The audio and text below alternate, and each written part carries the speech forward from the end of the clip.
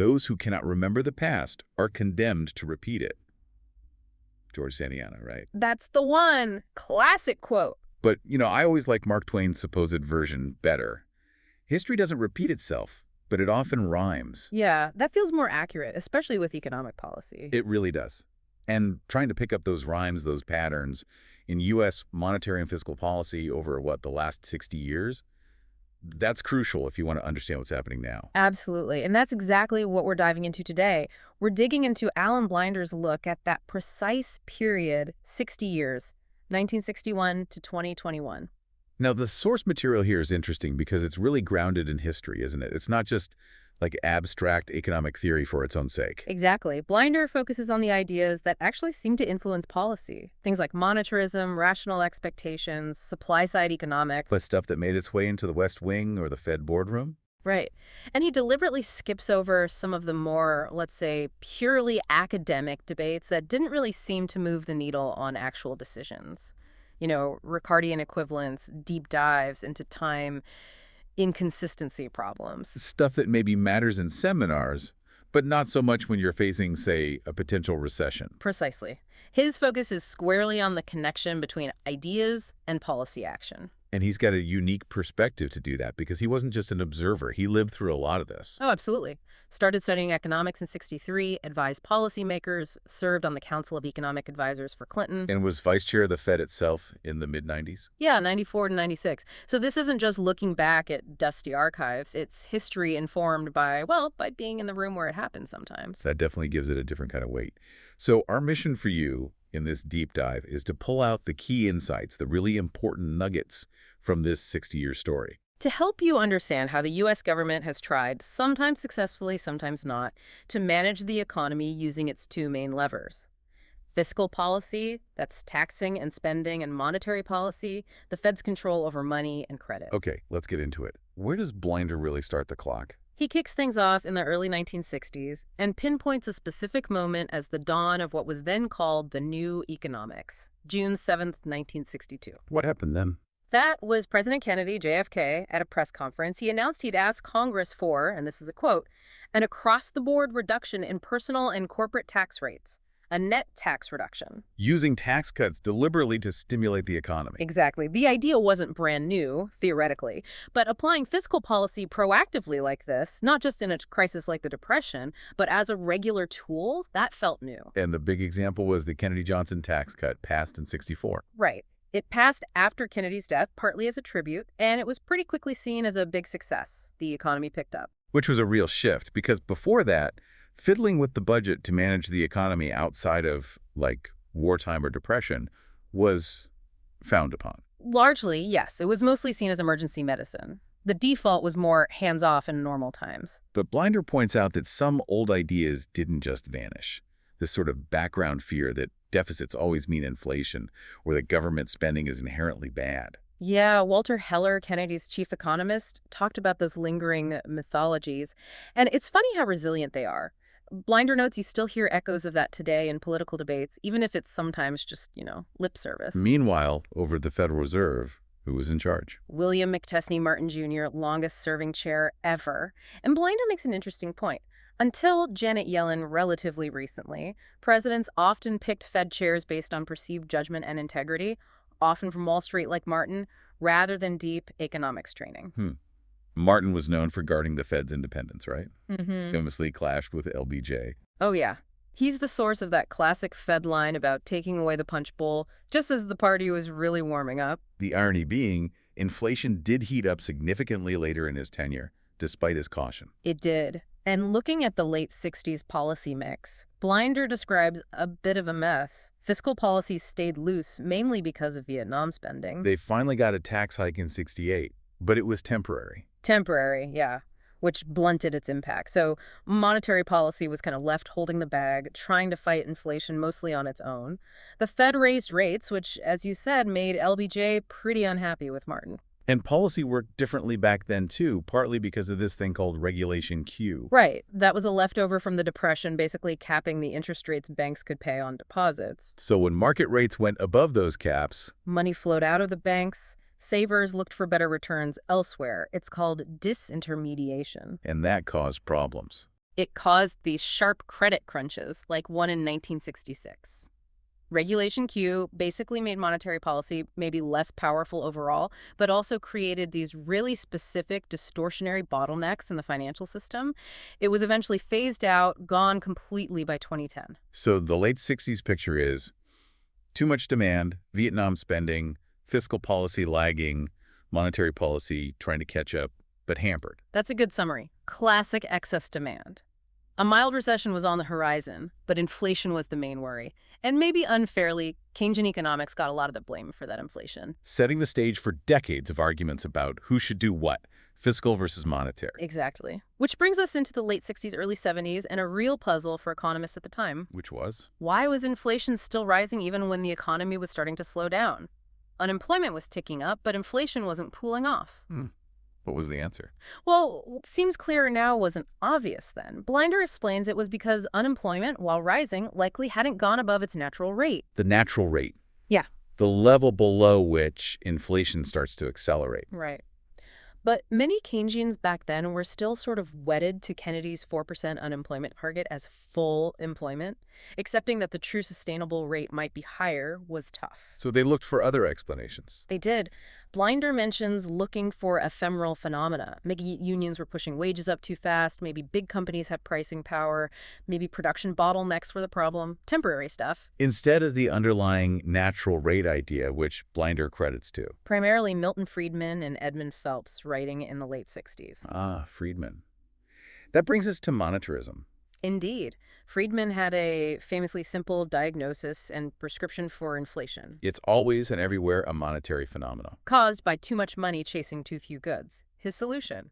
Just have the Fed increase the money supply at a steady, slow, predictable rate, the famous K% rule. And he didn't think fiscal policy mattered much for inflation. He was pretty stark. I don't think monetary policy has to be backed up by fiscal policy at all. His view was that deficits only cause inflation if the central bank prints money to pay for them.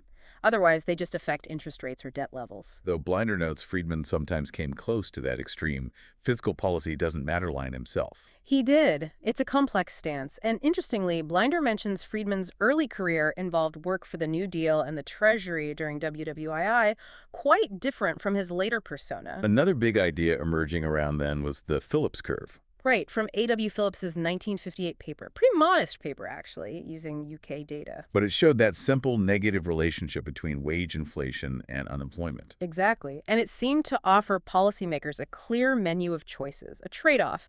It filled a huge intellectual gap, as Blinder puts it. Okay, fast forward into the 70s, and we get a major intellectual challenge to that whole framework. The rational expectations revolution, led by figures like Robert Lucas and Thomas Sargent. Blinder calls it a tremendously successful intellectual movement, though it took a while to really catch on in policy circles. What was the core idea? Lucas argued, starting in the early 70s, that the old models assumed people formed expectations adaptively, just looking backwards. He said, no, people are smarter. They use all available information, including how they expect the government and the Fed to act. They form rational expectations. And that had big implications for policy. Huge. It led to the policy and effectiveness result, pushed hard by Sargent and Wallace. Basically, if people anticipate policy moves, then predictable, systematic policy actions like the Fed trying to boost the economy with easy money won't work to lower unemployment. They'll just cause more inflation. Wow. So predictable policy becomes ineffective for anything other than inflation control. That was the stark conclusion, and Lucas and Sargent weren't shy about it. In a famous 1978 paper, they basically declared Keynesian economics dead, wildly incorrect, fundamentally flawed, models of no value. Ouch. How do they back that up? They pointed to the stagflation of the 70s, high inflation and high unemployment, as proof the old models failed. An econometric failure on a grand scale, they called it. I imagine that didn't go over well with the Keynesian establishment. Not at all. Intense pushback from people like Ben Friedman, Robert Solow. Blinder notes others, like Robert Gordon, showed you could adjust the Phillips curve framework to account for supply shocks and still explain the data reasonably well. But the critique was powerful. Very powerful. It often felt like a command to just ignore that kind of evidence. It profoundly shifted the intellectual landscape, especially for monetary policy, making people much more skeptical about the ability to fine-tune the economy. And all this theoretical debate was happening while the actual economy was, well, going through the ringer in the 70s. Absolutely. Stagflation wasn't just a theory, it was reality. You had those big supply shocks, food and especially energy prices soaring in 72, 74, and then the second oil shock in 79, 80. Which created that awful policy dilemma. The worst. Tighten policy to fight the inflation, but that makes the stagnation worse. Or ease policy to fight the stagnation, but that pours fuel on the inflation fire. Blinder says bluntly, no one knew the right answer.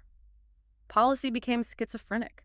And in the middle of this, President Nixon did something pretty unexpected, didn't he? Wage and price controls. Yeah, from 71 to 74, a huge shock coming from a Republican who'd previously denounced controls. Even Fed Chair Arthur Burns supported them at the time. Did they work? Politically, maybe for a short time. Inflation did dip before the 72 election and the economy boomed. But economically, Blinder says they brought the usual panoply of distortions, shortages, and were a nightmare to enforce. They were dismantled pretty quickly after Nixon was reelected. The 70s also saw the end of the Bretton Woods fixed exchange rate system. Right. Not directly fiscal or monetary policy, but Blinder flags it as highly relevant, removing a major external constraint on domestic policy. And that Nixon-Burns pre-election boom in 72. Blinder sees that as an example of policy being used for political ends. He does. Stimulative fiscal and monetary policy, plus the temporary lid from controls. It worked politically in the short run, but the effects reversed quickly. A cautionary tale, maybe? Stagflation also made some critics claim Keynesianism was dead because prices and output were moving in opposite directions. Blinder thinks those critics should have been embarrassed. A supply shock should do that, raise prices and lower output. It wasn't fundamentally anti-Keynesian, just a type of shock the simpler models hadn't focused on. The mystery only lasted weeks, he says. But there was a genuine puzzle about the impact of supply shocks. Yes, why did unemployment jump so much after the first OPEC oil shock?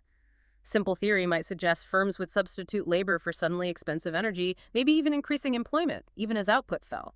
The data clearly contradicted that. Something was missing. What else was going on with those oil shocks? Blinder highlights a huge negative wealth effect.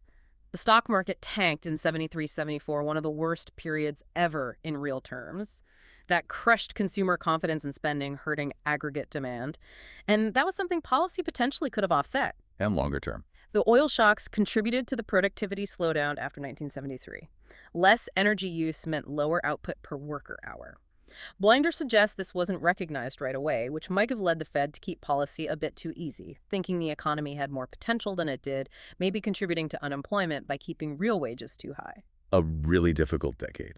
Which leads us to the end of the 70s and the key figures who had to confront that entrenched inflation. Jimmy Carter as president, and his crucial appointment.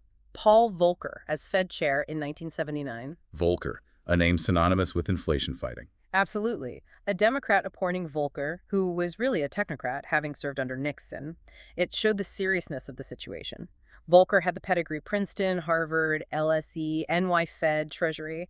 Blinder describes him as having this deep sense of public service. Carter also tried some unusual things himself, like credit controls in 1980. He did, and Blinder notes they actually struck a chord with the public, who were just sick of inflation. People supposedly tore up their credit cards as a patriotic act, a stark contrast to Gerald Ford's earlier, ineffective whip inflation now buttons. So the 70s ended with inflation deeply embedded and a sense that drastic measures were needed. Precisely. The chaos forced painful choices and really fueled those shifts in economic thinking we talked about. Ready for Volcker? Let's do it. Early 80s, Volcker takes charge. What was the strategy? The Fed, under Volcker, embarked on what Blinder calls a monetarist experiment. Starting in October 1979, they announced they'd target the growth of the money supply, specifically M1, instead of targeting interest rates directly. And the result?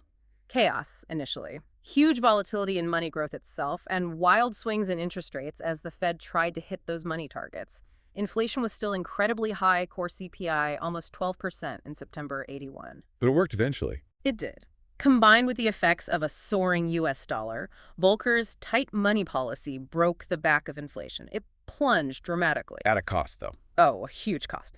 The policy deliberately induced a very deep recession in 1981-1982. Blinder calls it a whopper, the worst since the Great Depression up to that point. And that pain led the Fed to reconsider the monetarist approach. Yes. Volcker basically decided that crashing the economy wasn't the best way to maintain the Fed's credibility long term. Inflation was falling. The experiment had served its purpose. So they backed off. In October 1982, Volcker announced the Fed would place much less than usual weight on M1. It was framed as temporary, but it was permanent. The monetarists, Blinder notes, were not pleased. And the Fed eventually dropped money targeting altogether. Officially, under Alan Greenspan in 1993, he basically said the relationship between money supply and the economy had completely broken down. Okay. While Volcker was wrestling inflation with monetary policy, what was happening on the fiscal side? Big changes there, too. Huge changes. Ronald Reagan came in, bringing Reaganomics. The absolute centerpiece was the massive tax cut package in 1981, the Economic Recovery Tax Act, or ETA. Which everyone expected would increase the deficit. Widely expected, and it did. Blinder cites Treasury estimates showing ETA cut revenues by over 4% of GDP, only partially offset by later tax increases like TIFRA in 1982. And the Reagan team made some pretty bold claims about the budget impact, didn't they? Extremely bold. Massive tax cuts, huge defense spending increases, and a balanced budget by fiscal 84. Blinder's assessment is blunt. It looked like smoke and mirrors, and it was. The deficit exploded. Driven by supply-side economics. That was the intellectual justification, yes, championed by economists like Robert Mundell. The core claim was that cutting marginal tax rates would unleash such powerful incentives to work, save, and invest that economic growth would surge, generating more tax revenue, not less. The famous Laffer curve idea. While tight money kept inflation down. Right. It relied on this sort of classical separation. Fiscal policy affects the real side, growth, incentives. Monetary policy affects the price level. Did the supply-side miracle happen? Blinder says definitively no. The outrageous supply-side claims about tax cuts paying for themselves or shrinking the deficit were proven false. But, he stresses, the standard Keynesian demand-side effects of those huge tax cuts were very real and very large. They boosted spending and helped pull the economy out of the Volcker recession. So by 84, the economy was growing again and inflation was down. People were enjoying that convivial combination, as Blinder puts it, and it clearly showed fiscal policy still packed a punch, despite what some theorists might have argued. The strong dollar associated with high U.S. interest rates caused other problems, though, right? Leading to the Plaza Accord. Exactly. The dollar had soared, hammering U.S. manufacturing. The whole Rust Belt phenomenon gained traction. There was pressure to do something. So the major economies agreed to intervene. In 1985, the G5 nations met at the Plaza Hotel in New York and agreed to coordinate intervention in currency markets to push the dollar down.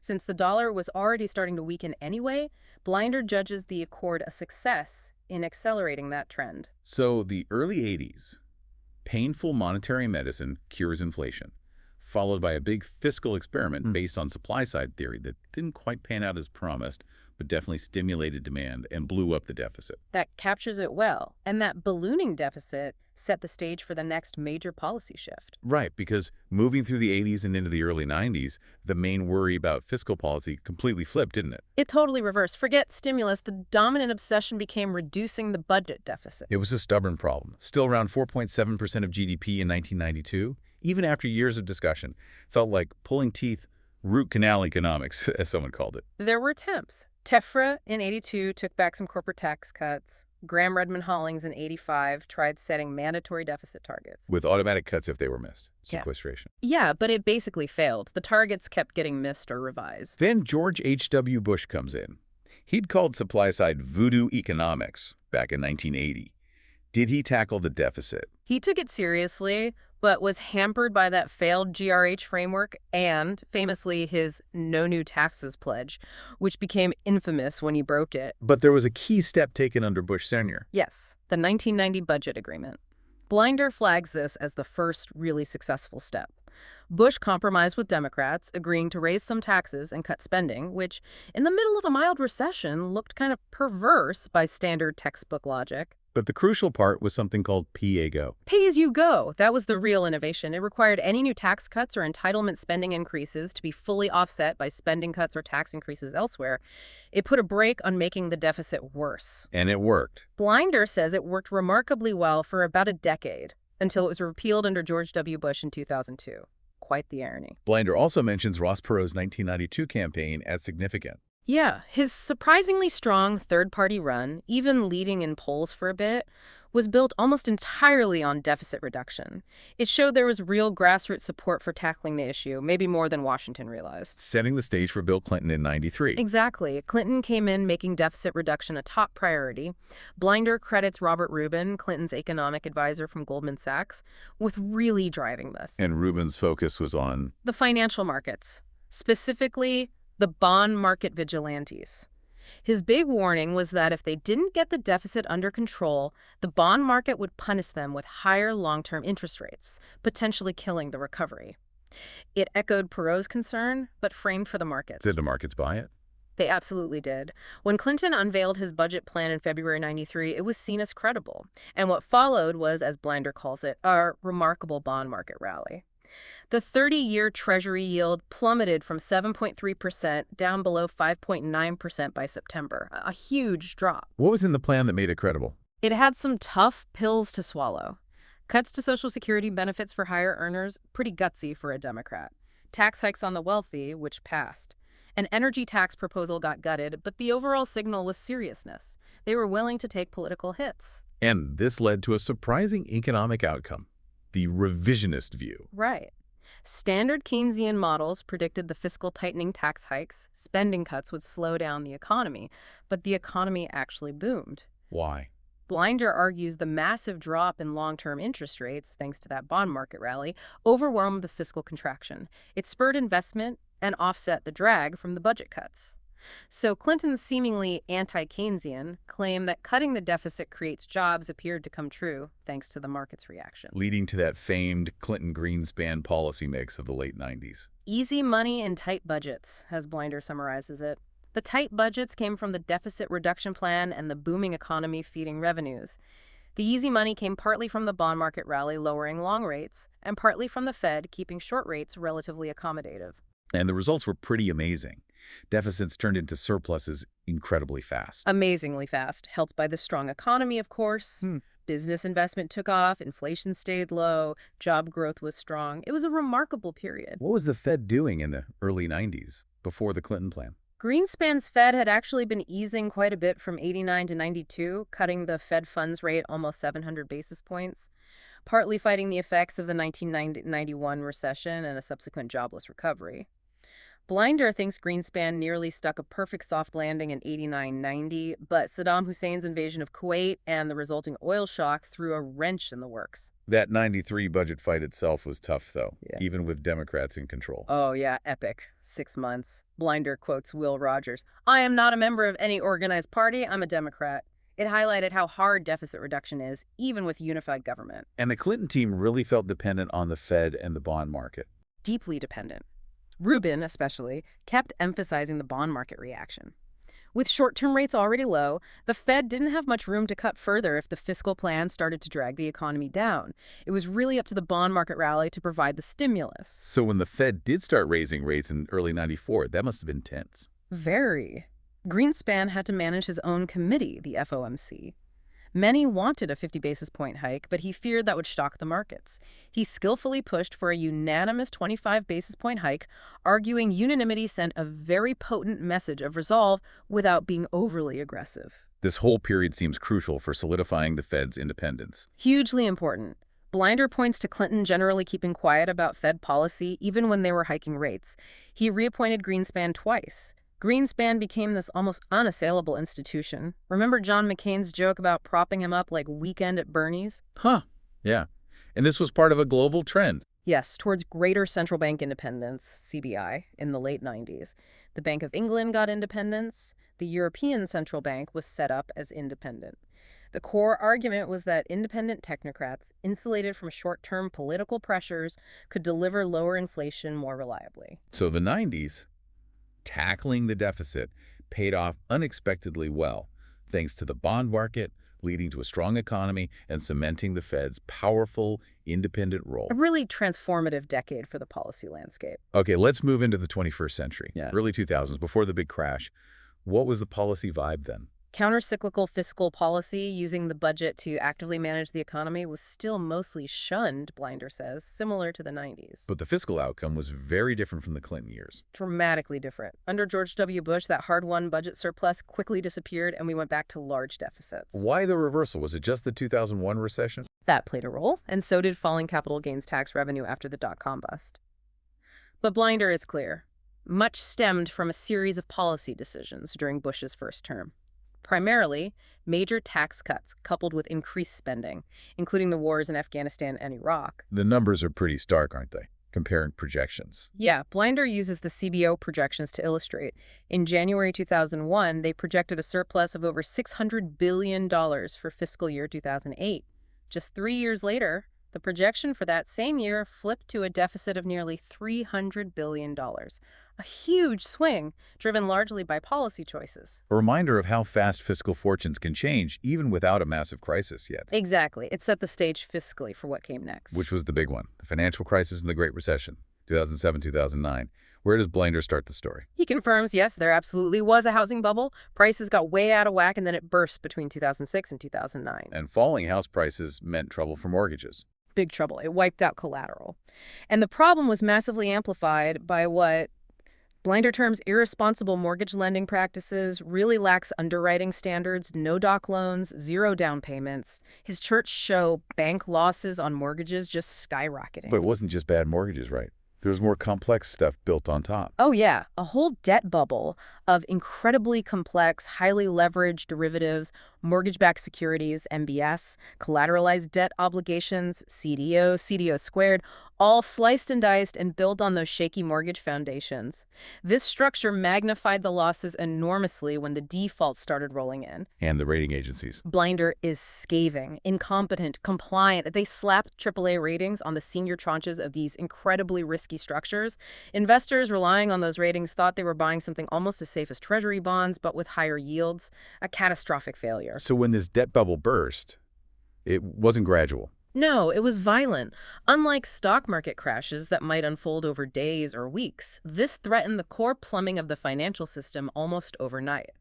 Blinder dates the start of the acute phase to August 9, 2007, when the French bank BNP Paribas froze funds because they couldn't value their U.S. mortgage-related assets. Fear just took over. Leading to a scramble for liquidity. Exactly. Financial markets run on trust that the other guy can pay you back. When that trust vanished, lending seized up. Everyone wanted safe assets like treasuries. Short-term funding markets, like the one for commercial paper or interbank lending, where LIBOR is set, basically froze. Blinder mentions that Ben Bernanke, who was Fed chair then, had actually written about this kind of thing academically. Yeah, a key paper back in 1983 arguing that the financial disruption itself, the breakdown of credit markets, was a crucial independent factor making the Great Depression so severe, beyond just monetary policy mistakes. Suddenly, his academic work was terrifyingly relevant. How did the Fed respond initially? Cautiously. Blinder uses the metaphor of a tortoise, not a hare. There wasn't a strong sense of urgency at first. They were debating whether it was just a liquidity problem or needed broader stimulus. The first small rate cut didn't even happen until December 2007. But that changed. Oh, yes. By January 2008, they were on full macroeconomic alert. Rates started coming down fast, and the Fed rolled out that alphabet soup of emergency lending facilities to try and unfreeze specific markets. What kinds of facilities? Currency swap lines with other central banks because foreign banks desperately needed dollars. The term auction facility, TAF, to inject cash into banks against collateral for longer terms than usual. The term securities lending facility, TSLF, to lend out treasuries to ease shortages. Later, the maiden lane facilities to handle assets from failing institutions like Bear Stearns. Bear Stearns. March 2008. That was a pivotal moment. It really was. Smallest of the big Wall Street firms, heavily reliant on overnight funding, repos. When counterparties lost confidence, they couldn't roll over their loans, even when offering safe collateral like treasuries. Blinder calls them the slowest antelope, the first to get picked off by the predators of fear. It was about to collapse completely before the Fed orchestrated the sale to J.P. Morgan. And the handling of Bear Stearns contrasted sharply with what happened later with Lehman Brothers. Massively debated ever since, but the Bear Stearns episode showed just how fragile things were. And the recession itself, officially December 07 to June 09, it earned the name Great Recession. Undeniably. Blinder lays out the grim stats. 8.7 million payroll jobs lost. Unemployment hit 10%. Real GDP fell 4%. His charts comparing it to previous recessions leave no doubt it was significantly deeper and longer lasting in its effects. And he notes a lasting impact. Yeah, that the economy seemed to get knocked onto a permanently lower path. It regained its growth rate eventually, but never got back to the level of GDP implied by the pre-crisis trend, a huge long-term cost. The absolute watershed moment within the crisis seems to be the failure of Lehman Brothers, September 15, 2008. That was the point of no return. Before Lehman, there was still some hope, maybe contained optimism. After Lehman failed, Blinder says the mood turned deeply pessimistic. The stock market cratered. It felt like the roof was caving in. The scale of the needed policy response jumped dramatically. What about fiscal policy during this? Was it still sidelined? No, it came back into play. Even before Lehman, in February 2008, Congress and the Bush White House passed a stimulus package pretty quickly, about 1% of GDP. Blinder sees this as a sign that the old attitude that fiscal policy was too slow was dying. But the really big controversial fiscal action came after Lehman. Yeah. TARP. Right. The Troubled Asset Relief Program. Treasury Secretary Hank Paulson and Bernanke went to Congress saying they needed unprecedented authority and money, eventually $700 billion for financial firefighting. The crisis was threatening to take down the entire system. The Fed wasn't comfortable doing this alone. Blinder notes the Fed felt uneasy putting taxpayer money directly at risk without clear democratic backing. And the initial ad hoc responses, like Bear Stearns, were confusing markets. They needed a broader, more systematic tool. TARP was it, though hugely controversial. Especially the part where they injected capital directly into banks. The Capital Purchase Program, CPP. Yeah, politically toxic, seen as a giveaway to the banks, including healthy ones. Blinder argues it was also economically inefficient, maybe spreading the money too thin instead of concentrating it where it was most needed. And all this chaos was happening during a presidential transition. A long, agonizing transition, Blinder calls it. The Bush administration seemed checked out in its final months. Paulson was a spent force. Tim Geithner, who had been president of the New York Fed and deeply involved in the crisis response there, came in as Obama's Treasury Secretary in January 2009 to manage the ongoing crisis and the remaining TARP funds. What a mess. The takeaway seems to be a complex, interconnected financial system built on shaky foundations collapsed, requiring truly extraordinary, sometimes clumsy, and politically painful interventions to prevent utter catastrophe. That sums it up perfectly. An absolute nightmare scenario that reshaped policy for years to come. So, after the immediate firefighting, the Fed was stuck with interest rates near zero. What tools did they turn to next? Blinder focuses on two main unconventional tools. First, quantitative easing, or QE. Buying lots of bonds. Exactly. Large-scale asset purchases, LSAPs. Started in November 2008. The Fed bought huge amounts of agency mortgage-backed securities, agency debt, and later treasury bonds. There were multiple rounds, QE1, QE2, QE3. What was the goal? To push down long-term interest rates directly, since short-term rates couldn't go lower, and generally ease financial conditions, encourage lending and investment. Bernanke was careful to argue this wasn't just printing money to finance government spending, though the Fed's balance sheet exploded from under $1 trillion before the crisis to over $4 trillion by 2014. And the second tool? Forward guidance. Using the FOMC's official statements to signal intentions about future interest rates to manage expectations. How did that evolve? It started somewhat vague. In late 2008, rates would be exceptionally low for some time. Then it became stronger, like for an extended period in March 2009. Later, under Yellen, they even used specific dates or economic conditions, like unemployment or inflation thresholds, to guide expectations. The idea was to convince markets rates would stay low for longer, flattening the yield curve. The crisis also caused panic elsewhere, like in money market funds. Yeah, right after Lehman failed, a major money market fund called the Reserve Primary Fund broke the buck. Its share value fell below $1 because it held Lehman debt. That triggered a massive run on money market funds as investors feared losing their principal. Forcing the Fed to step in again. Yes, they had to create yet another facility, the AMLF, to provide liquidity and guarantee the value of assets held by money funds to stop the run. It was another critical intervention. Meanwhile, on the fiscal side, the debate over stimulus was heating up under the new Obama administration. Heating up is an understatement. Blinder calls it acrimonious. Obama proposed the American Recovery and Reinvestment Act, ARA, in early 2009, a big package, $700–800 billion, about 5% of GDP over a couple of years. And the opposition. Fierce. Republicans largely opposed it, famously labeling government spending job killing. Some even argued the fiscal multiplier, the bang for the buck from government spending, was negative. Which sounds counterintuitive in a deep recession. Blinder calls them odd days for Keynesians. You had this enormous economic hole, the clearest case imaginable for fiscal stimulus based on decades of theory, and yet intense political reluctance. Obama and Geithner explicitly said their goal was preventing a second Great Depression, but the political attacks on ARA were relentless even after it passed. Blinder notes a real shift in Republican views on deficits around this time. A profound shift. Many who seemed unconcerned about deficits under George W. Bush suddenly declared them an existential threat under Obama. Blinder characterizes the stance as profoundly anti-Keynesian, even pushing the idea that cutting government spending would somehow boost growth. He calls that view Orwellian. This played out in academic circles, too. Oh, yes. Economist John Taylor argued strongly that the stimulus had essentially no effect. Blinder contrasts that sharply with estimates he did with Mark Zandi, which found that the combined rescue efforts, including ERA and TARP and the Fed's actions, likely made GDP about $1.8 trillion higher in 2011 than it would have been otherwise. A massive difference in interpretation. Public anger was also a factor, wasn't it? Huge factor. TARP was deeply unpopular, the perception of bailing out bankers while Main Street suffered. And Blinder mentions the viral rant by CNBC's Rick Santelli, which helped fuel a somewhat false narrative that the public was equally angry about helping homeowners. So we got the stimulus, but the recovery afterwards was slow. Painfully slow. Blinder calls it not exactly rip-roaring. Growth averaged only 3% annually after the trough in mid-2009. It took almost 5 years until May 2014, just for the number of jobs to get back to where it was before the recession started. Why so slow? Blinder points to two main culprits. One, monetary policy was constrained, stuck at the zero lower bound for interest rates, limiting its power. Two, and perhaps more importantly, fiscal policy essentially shut down after ARA.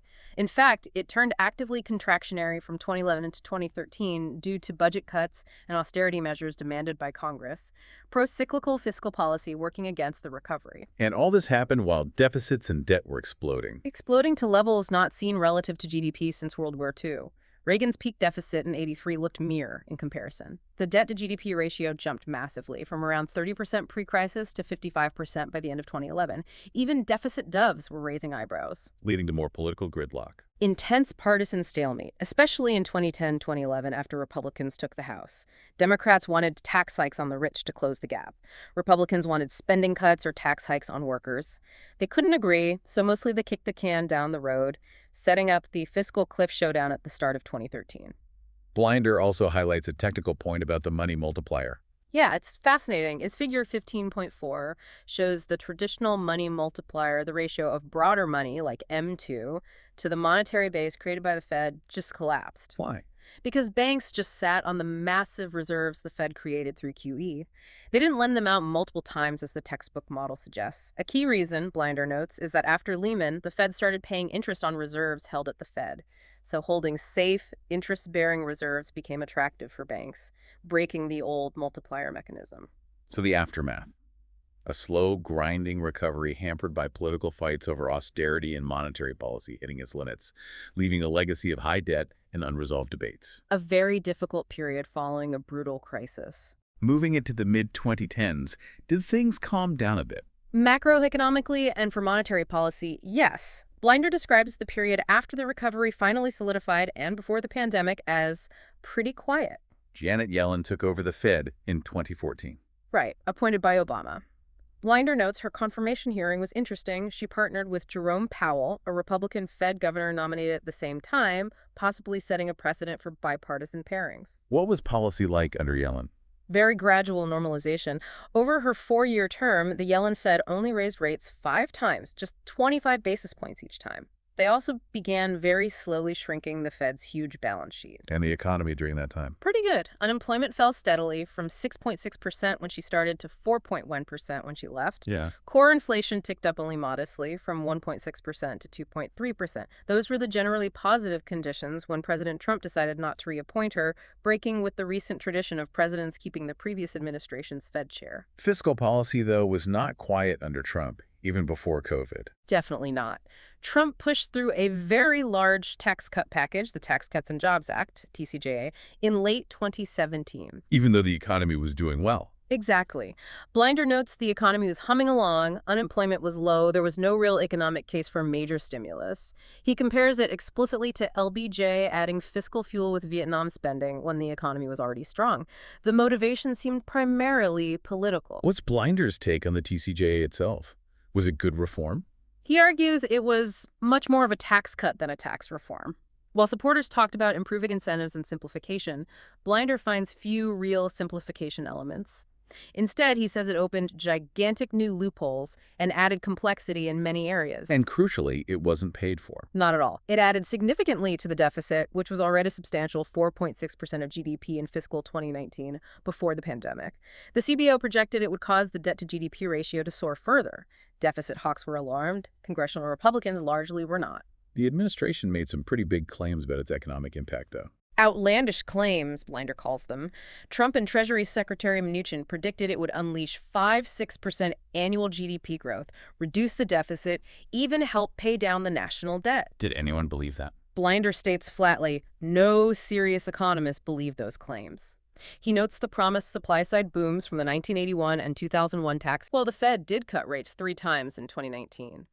Blinder suggests this was partly justified by slowing global growth and the negative impacts of Trump's own trade wars. The real Fed funds rate was back near zero by October 2019. Throughout it all, Powell consistently defended the Fed's independence and process, trying to keep monetary policy separate from the political fray. So the late 2010s fiscal policy back in the driver's seat, pushing deficits up in good times, while the Fed navigated intense political heat but maintained its independence, albeit in a low-rate world. A pretty accurate picture leading into the next massive shock. The Great Pandemic, 2020-2021. COVID hits. Hits the economy incredibly hard. A terrifying recession, Blinder calls it, in the first half of 2020. Very short, but incredibly deep. And the policy response needed to be huge. Immediately obvious. Both monetary and fiscal policy had to go big fast. But they had slightly different targets. Blinder makes that distinction. Monetary policy, the Fed, focused mainly on holding the shaky financial system together, preventing a repeat of the 2008 meltdown. Fiscal policy focused more on getting resources quickly into the hands of households and firms suffering from the shutdowns. Let's talk fiscal first. Was there concern about the deficit, which was already large? Surprisingly little, Blinder notes. The sense was, this is like a war, the war on the coronavirus. The nation had to mobilize, and the federal government's borrowing capacity, especially with interest rates near zero, was seen as enormous. And the Fed helped facilitate that borrowing. Massively. Blinder points out the Fed bought a large share of the huge amount of debt the Treasury issued, effectively substantially monetizing a good chunk of it. It really was all hands on deck. What were the key fiscal actions? First was the CARES Act in March 2020. Huge, over $2 trillion, around 10% of GDP. It included direct payments, $1,200 checks, a big boost to unemployment benefits, $600 extra per week, the Paycheck Protection Program, PPP for small businesses, and aid to state and local governments. And that had a big impact on household finances. Huge. Blinder's figure 18.1 shows a personal saving rate absolutely spiking.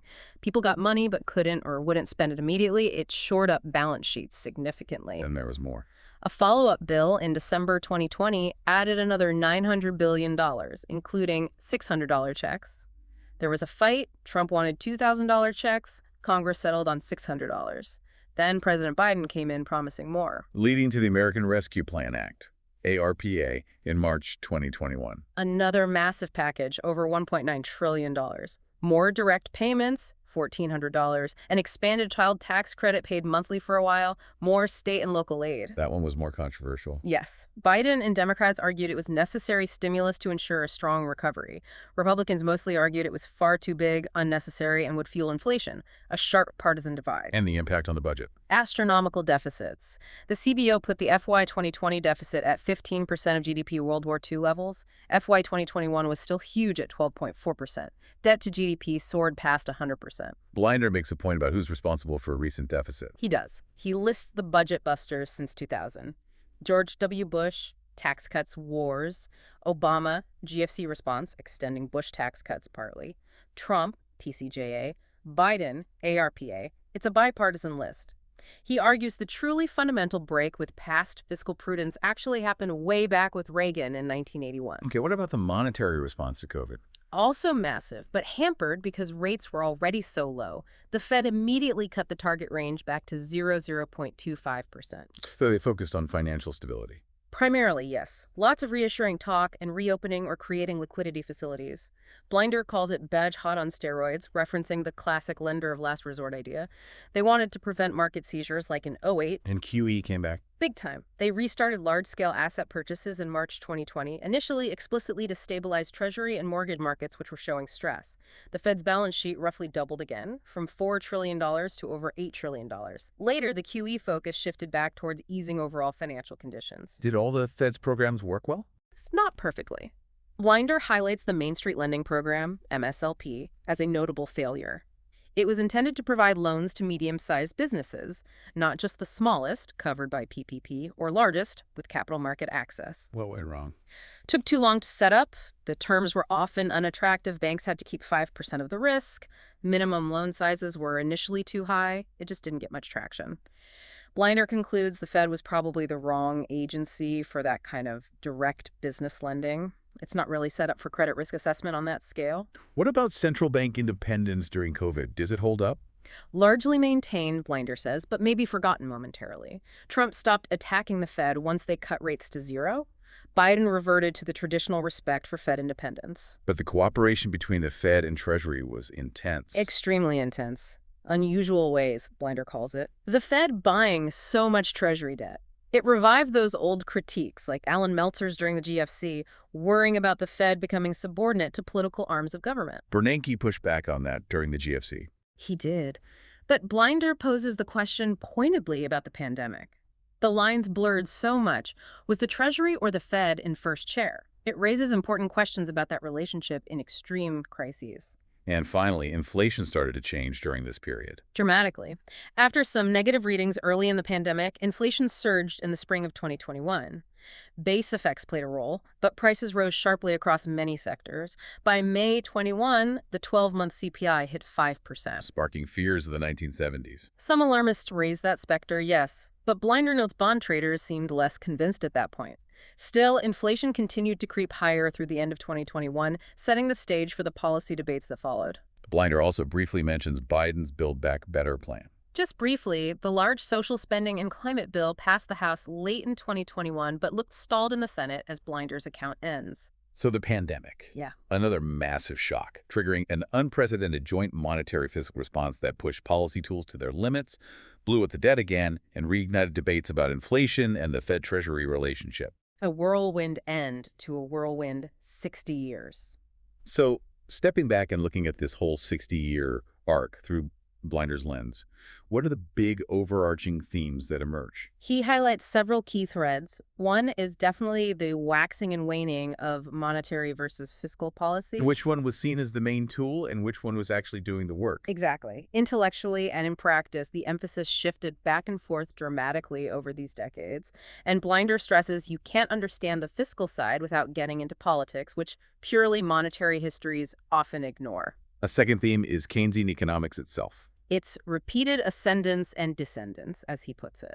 The core ideas about managing aggregate demand kept coming back, underpinning policy attitudes, even as the specific theories were challenged and modified by things like monetarism and rational expectations. And then there's the really huge shift in how we think about budget deficits. That's maybe the most revolutionary change. Starting the period, large deficits were seen almost as immoral, certainly dangerous.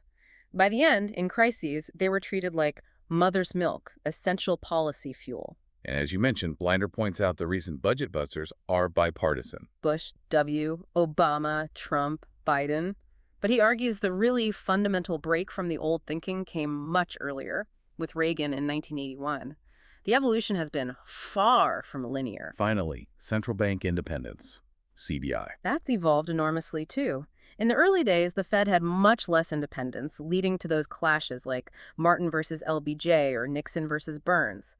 Volcker really asserted the Fed's independence to fight inflation in the 80s. And since then, the principle hasn't been seriously questioned much politically. Not fundamentally, in the U.S. at least, until maybe Trump's rhetoric. But Blinder finds the last two crises, the GFC and COVID, really striking in this regard. The sheer scale forced such close Fed-Treasury cooperation, blurring the lines in unusual ways. Raising that question again. Was the Treasury or the Fed in first chair?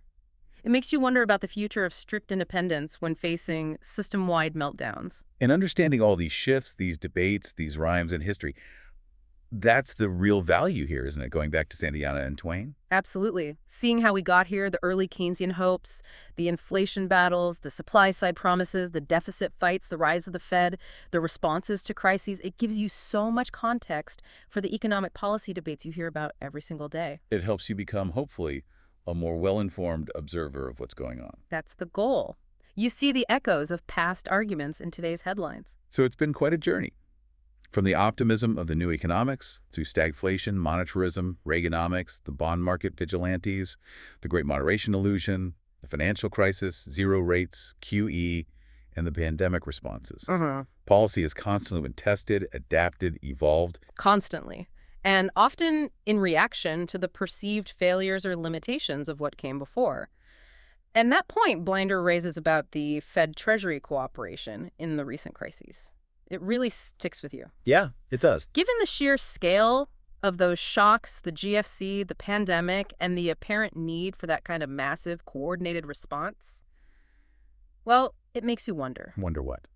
How should that balance between the politically appointed Treasury and the independent Fed look going forward? Is the traditional model of very strict separation always the right one, especially when you face these kinds of once-in-a-generation systemic threats that require deploying every tool available together? Or does that close cooperation risk undermining the Fed's credibility in normal times? Exactly. What's the right balance of power and cooperation for the next crisis, whatever it may be? That is definitely something for all of us to mull over.